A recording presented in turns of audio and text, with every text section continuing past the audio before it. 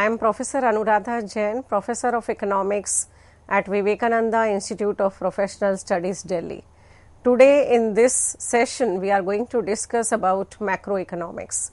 The word macroeconomics is derived from the term macros plus economics.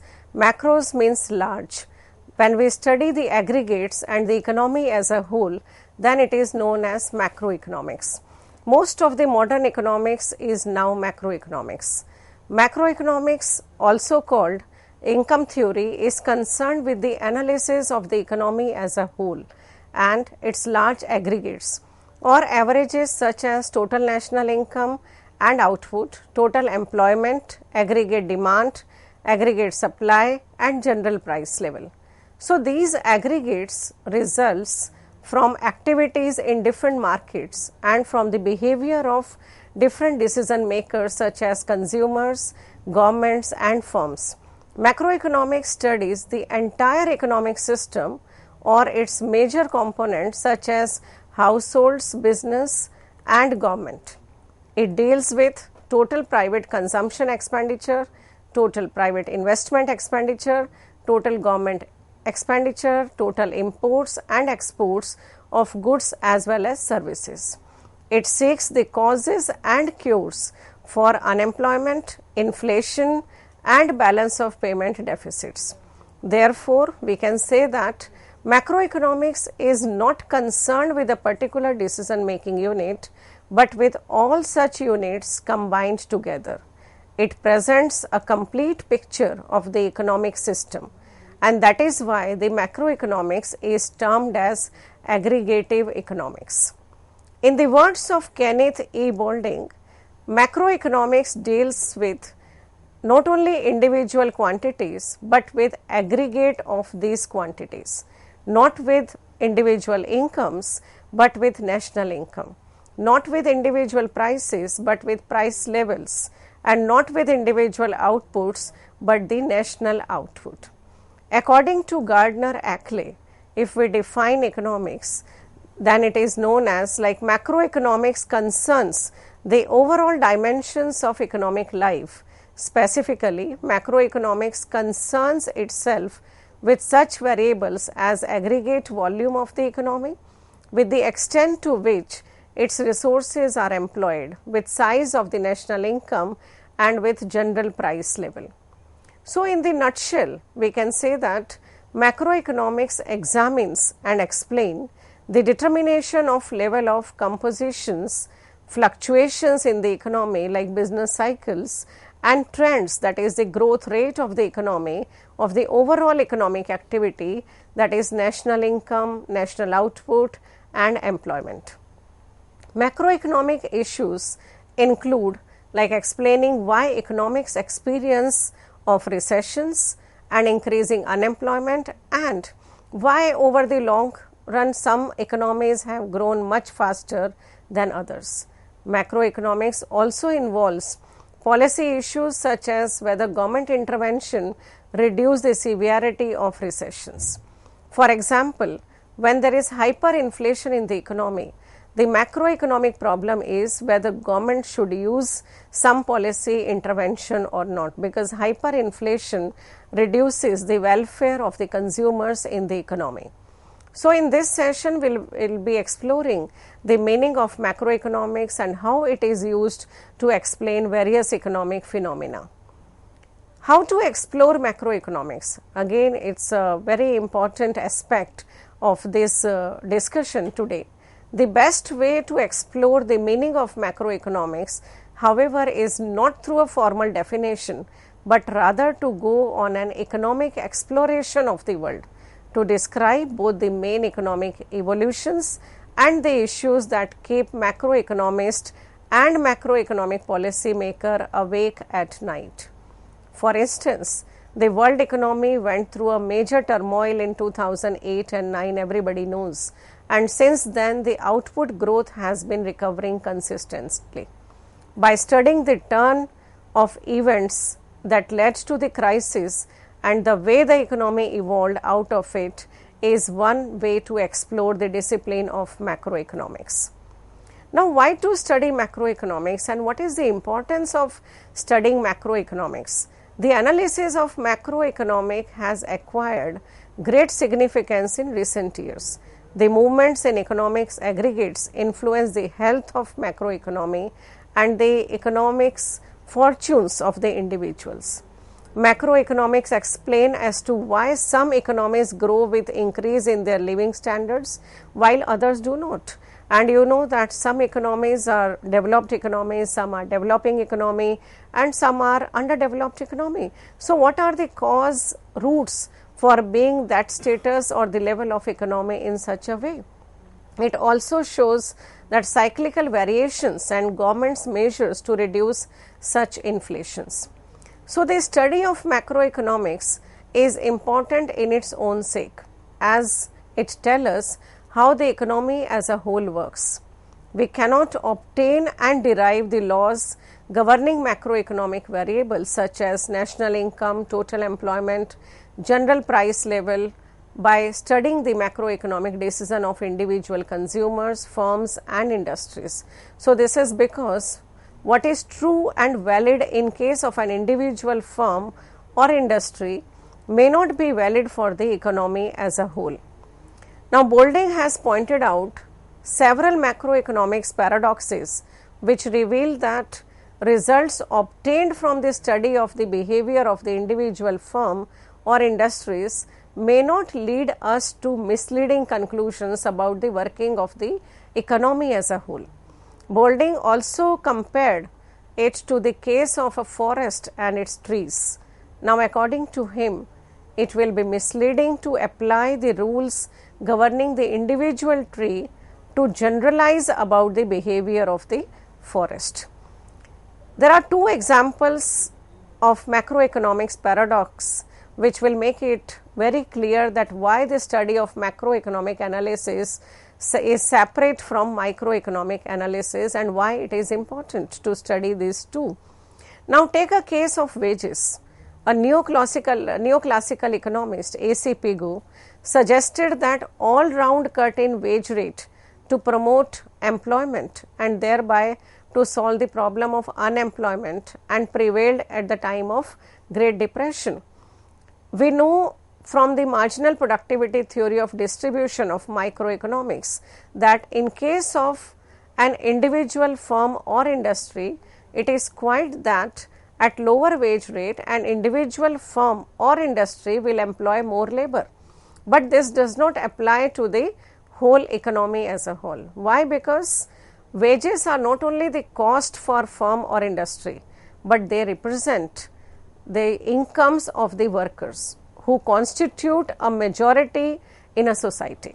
So, if the wage rate falls means decline in their incomes and which would lead to a fall in the aggregate demand for consumers and services. Now, this fall in aggregate demand will cause national output and employment to decline, because if there is no demand in the economy, why the producers will produce and why they will demand labor over there. So, therefore, the employment will go down. So, thus from the point of view of the economy as a whole, cut in the wage rate will increase unemployment of labor rather than reducing it. Another example of a macroeconomic paradox relates to the saving. Now, when an individual saves more, he is able to invest more, and the higher investment yields more income for him to the future. But this result does not necessarily apply to the case when society saves more, because if everybody starts saving, then the result will be different. Now, suppose the economy is in the grip of recession and the society as a whole decides to save more. Now, this may not only fail to increase the national income, but ultimately even saving may not rise as well. Now, this is called paradox of thrift. Now, this happens because more savings than before leads to decrease in the aggregate demand for goods and services, because all of you know that total income Y is equal to C plus S, that is consumption plus savings. And if everybody start saving more, that means that consumption will go down, and if consumption goes down, then aggregate demand will also go down, and the fall in the aggregate demand will cause the level of national income to decline, and at the lower level of national income less savings will be done. So, we started with the increase in savings, and the end result is that savings have gone down. So, this is known as paradox of thrift. Thus, the initial increase in saving will not only lead to lower national income and output, but eventually even saving of the society may not rise. So, the above two examples of macroeconomic paradoxes clearly reveal that a separate macroeconomic analysis is important to understand the working of the economy as a whole. Why we study macroeconomics? It is important also because the well-being of all consumers is affected by the movement in the interest rate, exchange rate, inflation rate, which are the major topic for discussion of macroeconomics. Businesses stand to gain or lose a lot of money when their macroeconomic environment changes. Now, such challenges are addressed through the application of macroeconomics. Thus, the study of macroeconomics is crucial from the perspective of the consumer as well as the producers. Macroeconomics is also important to help governments avoid the worst economic crises that afflict modern industrial societies, namely depressions and hyperinflations. Macroeconomics as a theoretical and political science, it's a theoretical science, uses macroeconomic models to explain the behavior of macroeconomic variables and analyze the nature of relationship between them in a logical way and orderly manner. A clear understanding of macroeconomic theories is a necessary condition for the formulation of appropriate macroeconomic policies to achieve their predetermined goals. Now, macroeconomics as a policy science provides an analytical framework and guidelines for devising appropriate policy measures for controlling or eliminating undesirable factors in the economy and to guide it on the path of stable growth. So, the policy aspect of macroeconomic studies has assumed such a great importance in modern times that in the opinion of some economists, macroeconomics is first and foremost of a policy science. So, as we discuss the importance of macroeconomics, to brief, it is important for making economic policies because macroeconomic study helps to find a solution to complex economic problems, for example, general employment, national income calculation, etc. It is also important in terms of economic growth because to plan for economic growth, macroeconomic variables like income, output, employment are evaluated. In terms of monetary policy, yes, frequent changes in money supply is managed using macroeconomic policy like monetary policy, and when there is business cycles, then macroeconomics begin to be studied only after Great Depression, as all of you know. Thus, it is important for analyzing the causes of economic fluctuations and providing remedies to these fluctuations. Knowledge of macroeconomics is important in our day-to-day life as it determines the availability of jobs, incomes and profits of corporations. So, if there is high growth in the economy, there are better economic prospects for the nation as a whole. So, on the other hand, a situation of economic slump leads to widespread of unemployment.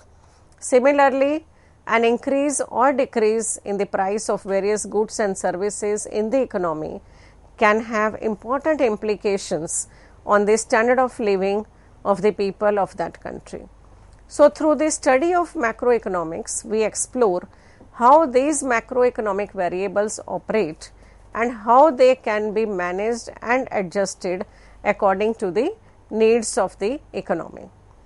Now, when we see the policy implication of macroeconomics, then the policy adopted by the government to regulate these important variables in the economy vary across the nations, because it depends upon the economic system of the country. So, it may not be same for every country, and different schools of economic thought have varied strategy to cope up with this macroeconomic problems, because the solutions are always customized and it all depends upon the economic situation and economic system of the country. Now, for instance, now during the 2009 subprime crisis, some economists attributed the collapse of the lack of government intervention in order to control too much speculative activities in the economy. However, there were others who believed that the economic downturn was actually caused due to too much government intervention.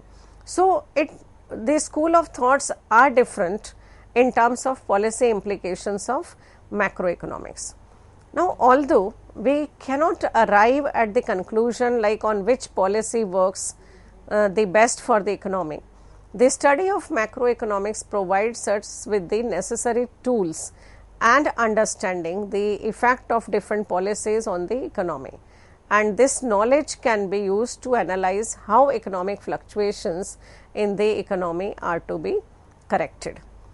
Now, if we go back and if we see the origin of macroeconomics, like when and how macroeconomics importance started, then the origin of modern macroeconomics can be traced back to the Great Depression of 1930s, when there was an extreme economic slump and high unemployment in the United States for decades, and then for the all over the world we face the situation of Great Depression. Prior to the Great Depression, economists believed in the classical theory, and that suggested that all markets would clear by themselves. That means that supply creates its own demand. So, if we supply goods, if we produce goods, then demand will automatically be created. But it was assumed that recessions would correct themselves without any government intervention. But however, this theory was proven to be wrong when unemployment remained very high over a decade during the Great Depression. So, therefore, the path was paved on the emergence of modern macroeconomics. And the Great Depression was a period of severe economic contraction and high unemployment that began in 1929 and continued throughout the 1930s. And what was the situation during the Great Depression? You can read and you can see that there was stock market which was crashed, 9,000 banks filed for bankruptcy, banks that survived stopped lending, people cut down their spending, there was no demand for the goods in the economy, there was surplus of goods available in the economy, large amount of inventory started piling up, businesses stopped production, purchasing power declined, there was widespread decline in the world trade and economic activities. J.M. Keynes pioneered macroeconomic thought after the Great Depression, and he proposed the idea that it was not wages and prices that determined income and employment in the economy. Instead, it was the level of aggregate demand that influenced them. And this was the time when we started giving importance to aggregate demand, and income and demand decides the future of the country, and it decides the level of income and employment in the economy. So, that was the time when we realized the importance of these components of the economy. It was suggested that the government must actively intervene in the economy in order to correct any unnecessary fluctuations. But before that, we used to believe in the laissez-faire economy, where there was no need for government intervention to correct any such situation in the economy, which was given by the classical economist.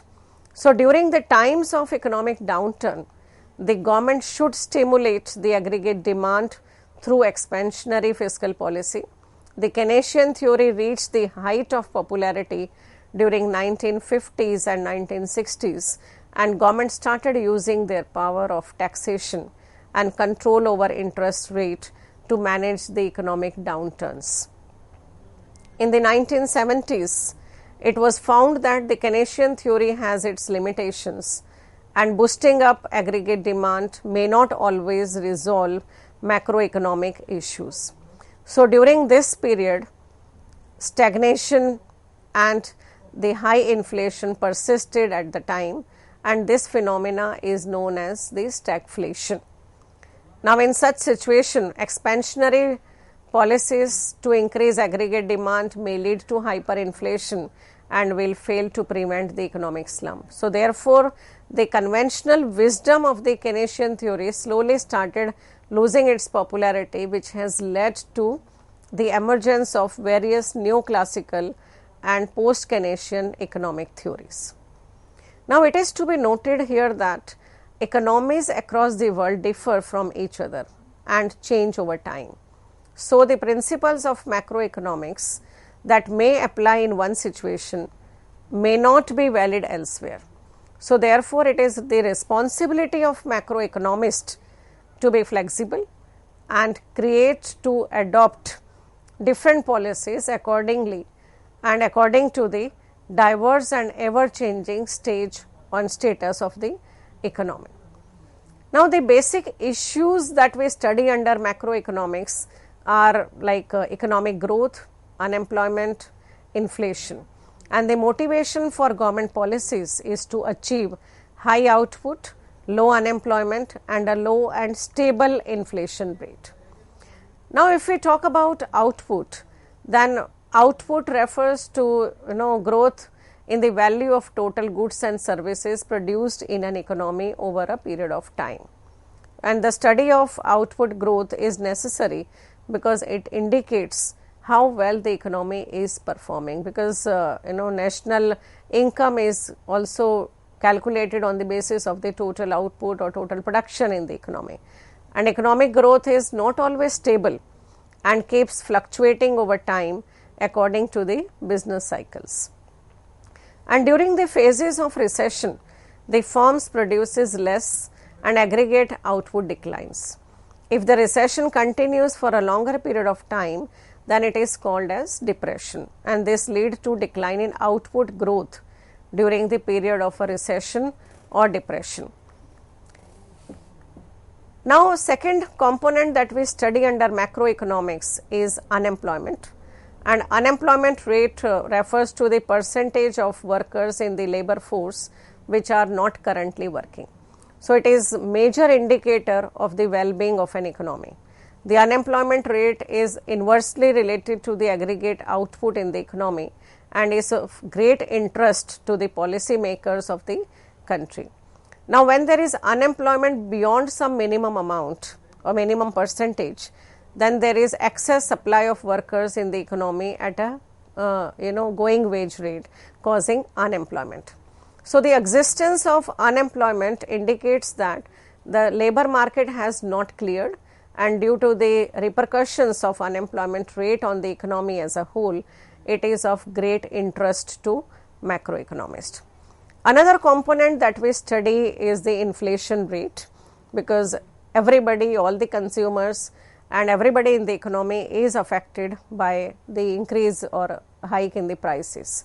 So, inflation rate is the percentage increase in the price level in an economy over time. So, a low and stable inflation rate is healthy for any economy. Therefore, the main motivation of macroeconomists is to prevent extended periods of hyperinflation or deflation and instead achieve stability in the economy.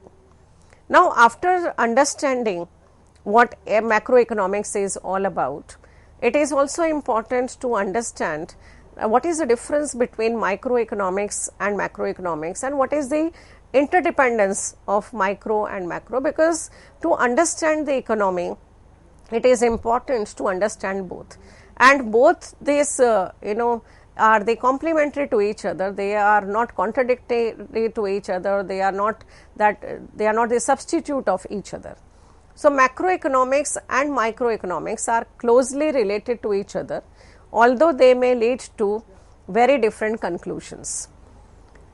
While microeconomics are usually optimistic about the individual markets reaching equilibrium, macroeconomists may arrive at the conclusion that the aggregate prices and wages are sticky and may not adjust by themselves. Therefore, while microeconomics assumes full employment in the economy, macroeconomics stresses that full employment may not be reached for an economy as a whole, because they believe that there is some level of unemployment in the economy that exists, because it is not at all possible that all the resources are fully employed in the economy. Also, while microeconomics considers the optimization of household or firm level utility, macroeconomics does not explicitly consider them while analyzing aggregate variables. Now, for example, the study of household consumption expenditure comes under microeconomic theory. The study of national income comes under macroeconomics, and the national income is nothing but the aggregate of the income of the households or the consumption expenditure of the households, because national income we calculate through expenditure method to income method, and there are all methods to calculate the national income. Okay, so national income is the aggregate of the consumption expenditure of all the sectors of the economy. Microeconomics deals with the functioning of individual agents like households and firms, while macroeconomics studies the functioning of the economy as a whole. In other words, while microeconomics is the study of the different components of the economy individually, macroeconomics pertains to the behavior of the aggregate of the components.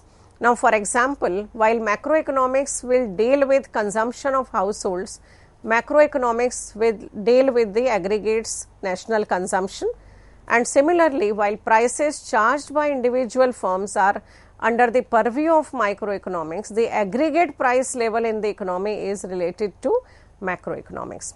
So, to conclude, we can say that the modern economy is very complex, in which a large number of forces are at work in an interdependent manner.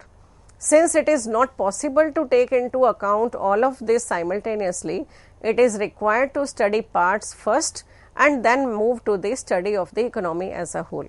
And as a matter of fact, the two approaches of economics are supplementary rather than being competitive or complementary to each other.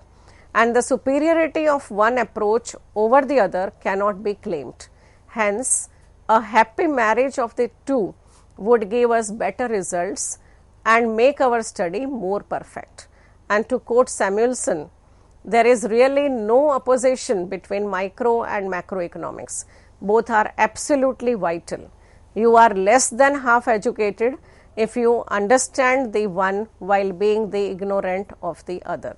So, thank you so much, and I hope you must have understand what macroeconomics is all about. Thank you.